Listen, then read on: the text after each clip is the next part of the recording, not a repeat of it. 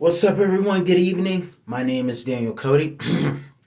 Welcome to another edition of The Danny Show. I'm your host, Daniel Cody, giving you commentary in all things wrestling. And before I get started with tonight's episode of Smackdown's review from Omaha, Nebraska, hometown of Sting, fun fact, I need to give you the trivia. As promised, I am going to give you the opening answer to my fun fact trivia question I did earlier this week. Earlier, I asked my fans, all of you watching, I asked, what is a fun fact that John Cena and The Rock share in common?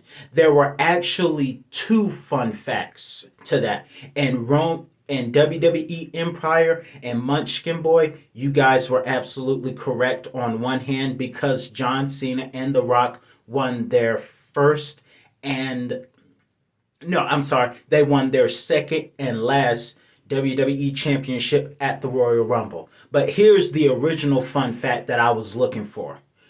Both men have won a Royal Rumble match in New York City at Madison Square Garden. So there are two answers to the trivia question I did earlier this week. The first answer is that they both won their second and last championship at the Rumble.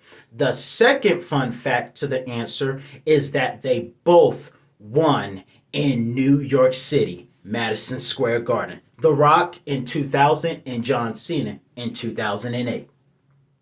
We open up the show tonight with the Usos giving respect to the New Day. Yate?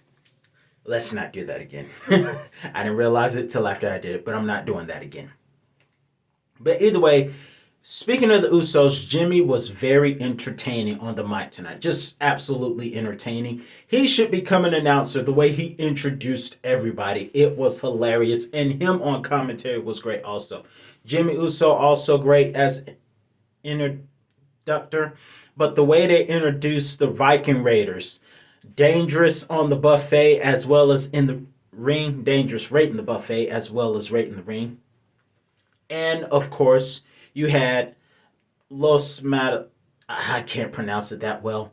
And Cesaro and Mansoor. I'm surprised those guys are a tag team. But either way, moving forward, long story short, the Viking Raiders, whom were made fun of earlier, are the number one contenders for the Usos Tag Team Championships at 180-day reigns. Reigning long is in the Anoa'i bloodline, I tell you.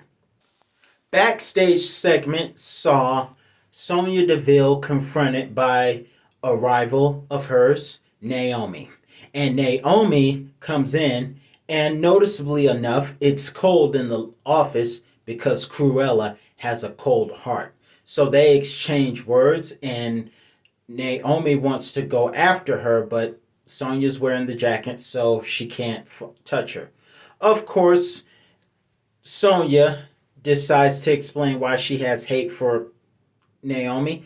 Basically because Sonya thinks Naomi is extra.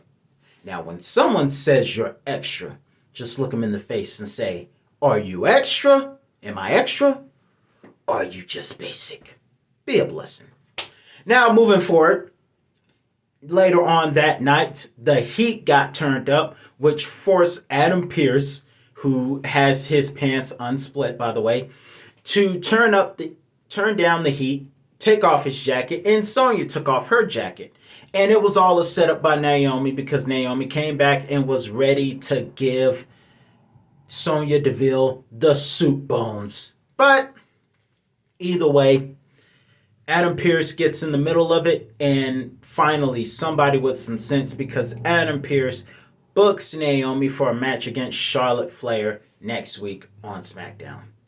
On this next angle, I have to warn you, instead of saying the name of the TV show that Johnny Knoxville hosts, I'm just going to say a donkey because we don't swear on this channel.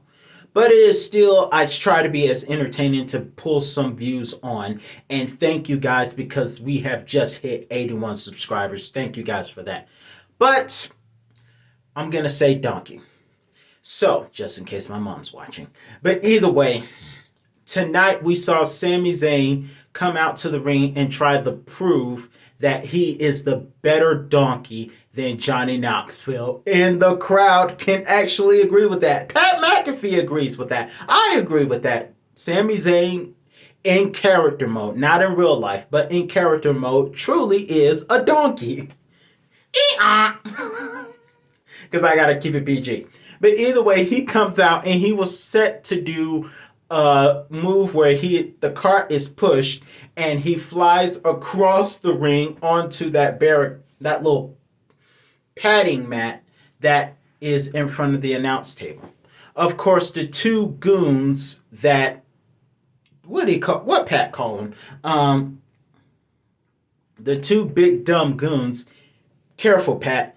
Those two guys look like they might be future wrestlers, and in my personal opinion, they're probably independent guys. Remember when Triple H called Batista's security helpers independents of the independent scene? The galaxy of the independent scene. That's what he called them. I'm sorry.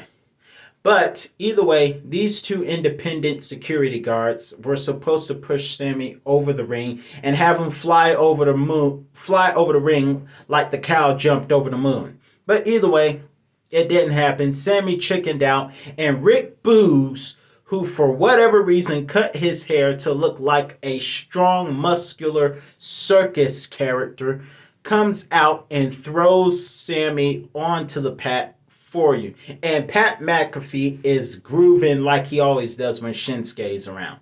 Shinsuke got his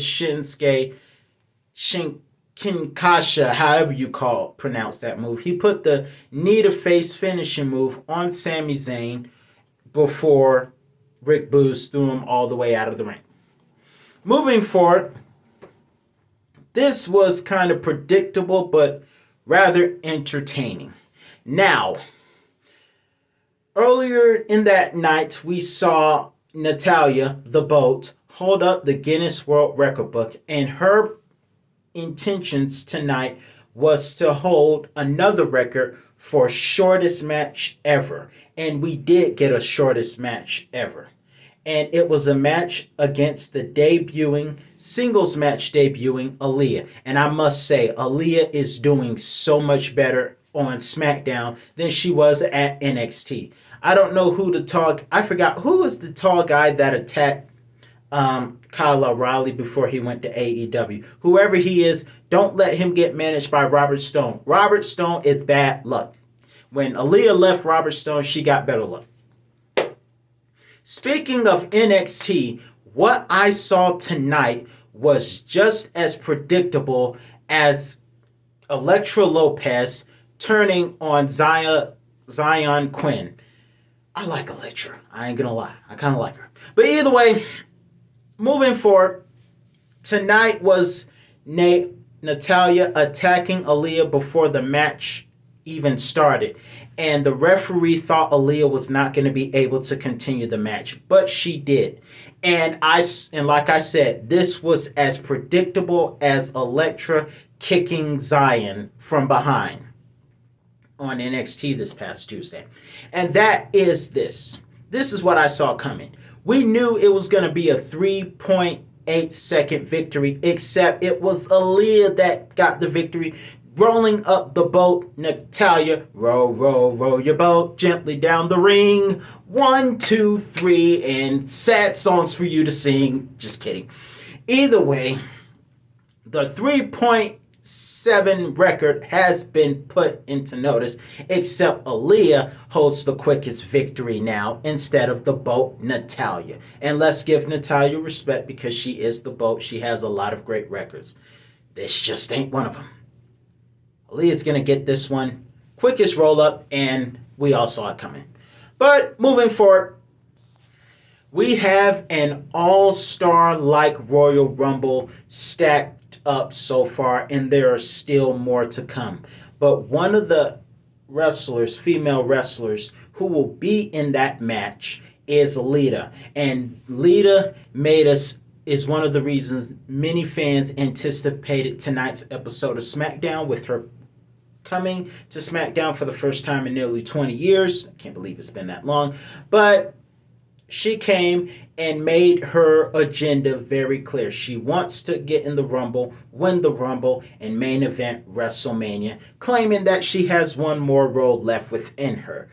And as expected, a lot of things are just expected. Elektra was expected. The 3.8 record breaker was expected, except I was expecting Aaliyah to do it instead of Natalya because it was very clear that that was going to happen. It's just, am I a wrestling prophet or something? Just kidding. We all are wrestling prophets. When you've been a fan for so long, you kind of know some things are going to happen. But I was actually glad Aaliyah pinned her to that and broke the odds. But either way, as expected, someone interrupted Lita. And who better to interrupt Lita than the present talent, Charlotte Flair, who comes out and calls this Flashback Friday because Lita's in the ring and shoves Michael Cole out. So that segment was short-lived because Lita gave Charlotte the April Fools in January, except there was no April Fools about the twist of fate that Charlotte would suffer.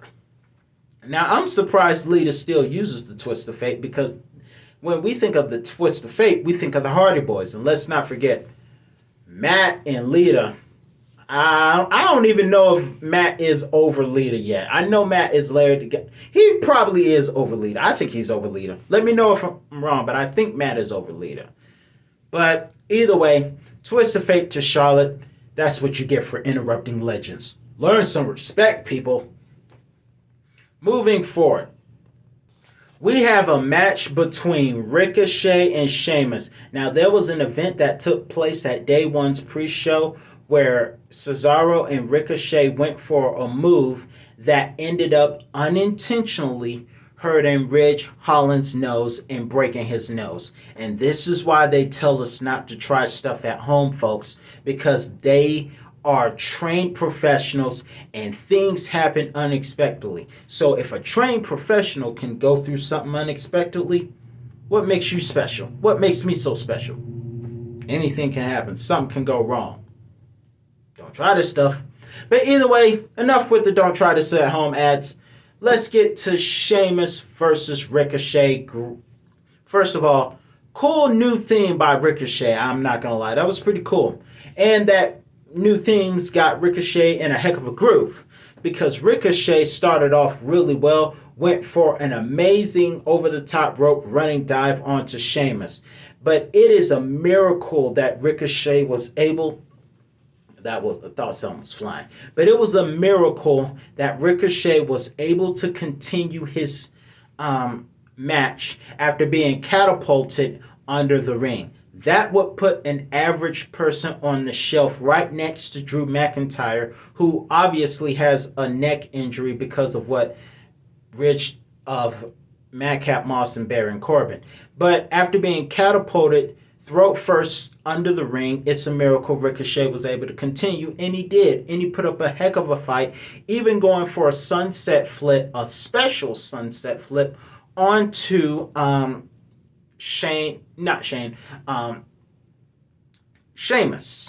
But it wasn't enough to keep Sheamus down, as Sheamus would eventually counter Ricochet using the rope for leverage into a Brogue Kick.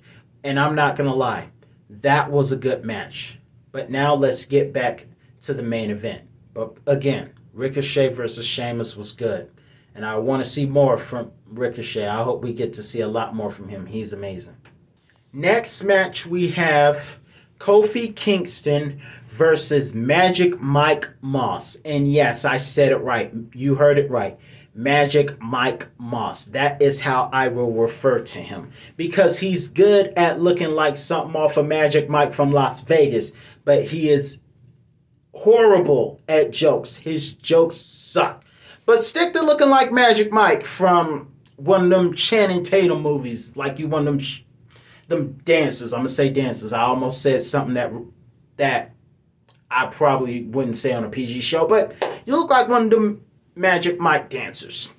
Fun fact, Kevin Nash was in one of the movies. But either way, short match that saw Magic Mike versus Kofi Kingston. And Kofi Kingston made an amazing announcement. He will be replacing Xavier Woods, who is out with injury due to last week's no holds barred style match with the Usos. But Kofi is in the Royal Rumble as announced, and I'm happy about that because nobody does Royal Rumbles like Kofi Kingston. And I can't wait to see what is Kofi going to do this year at the Royal Rumble, because he's always doing something special. But tonight was not his special night, as he would be defeated by Magic Mike Moss, former stooge for the Joker, in a match tonight. Unfortunately, this was not Kofi's night. But let's get down to the confrontation that we have all been waiting for. We got Seth Rollins, who came out to the ring looking like Michael Jackson. Oh! Okay. He came out to the ring tonight looking like Michael Jackson. You know. You know it. You know. You know it. But either way, that's the best Michael Jackson I have. But either way, Seth Rollins comes out looking like Michael Jackson, and you know every time Seth has a suit, it's gonna look like a flashlight at the end of the tunnel. Seth wears suits that when the lights go out, his whole suit will light up the room. Seth comes out, Roman comes out, the confrontation begins. Great promo. I mean, it wasn't as good as MJF and CM Punk, but it was still a good promo, and I'm going to tell you why. Because Seth Rollins starts off by claiming that Roman Reigns can't handle the top of the mountain by himself. He needs his family, his bloodline, to assist him. And then Roman came back hard on Seth Rollins, claiming that Seth Rollins, if it was up to Roman, he wouldn't have chose Seth Rollins. He even said when Seth extended his fists out, because they were 2/3 of the Shield, one of them is in rehab, hopefully getting better. But Roman Reigns declined the fist and said, "That's beneath me now." And then goes on to say, if it were up to me, I would have chose a megastar. And if I wanted to choose a megastar, I wouldn't have chose you, but I would have chose your wife.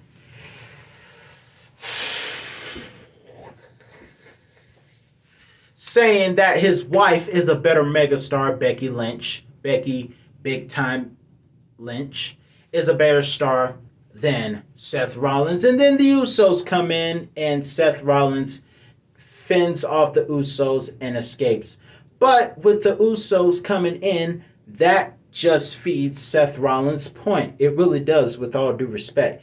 And while my money is on Roman Reigns to win the Royal Rumble, this match must be 1-on-1, because I think we need to know once and for all that Roman, after 500 days, needs no help wrecking them and stacking them, because I don't like to say the word that rhymes with crash, SM. I don't like that word. But what do you think about tonight's episode of Friday Night Smackdown, live from Omaha, Nebraska? Let me just say, Samantha Irvin, the new announcer, was great tonight. What do you think about tonight's event? Let me know in the comment section below. My name is Daniel Cody. I'm the host of the show, and that's all the time I have for you today.